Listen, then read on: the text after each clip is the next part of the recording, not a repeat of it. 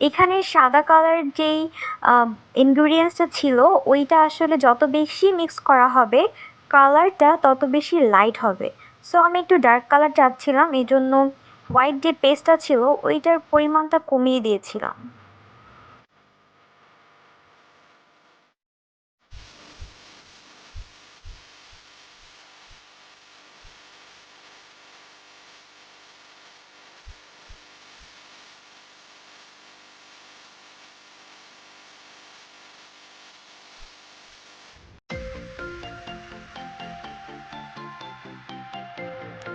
So এখানে আমি আমার চুলকে পার্ট বাই পার্ট করে নিয়েছি,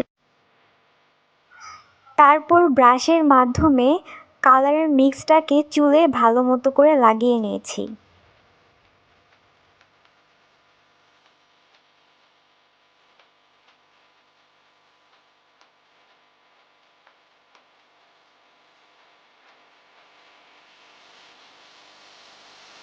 দেখতেই পাচ্ছেন কালার লাগানোর কিছুক্ষণ পরে হালকা হালকা কালার আসা শুরু করে দিয়েছে।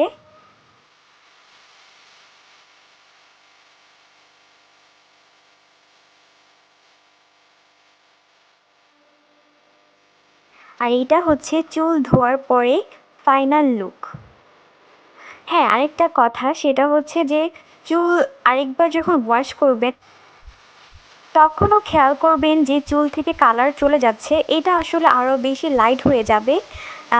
কালার করার পর একটু ডার্ক লাগে, বাট আস্তে আস্তে এটা আরও লাইট হয়ে যায়।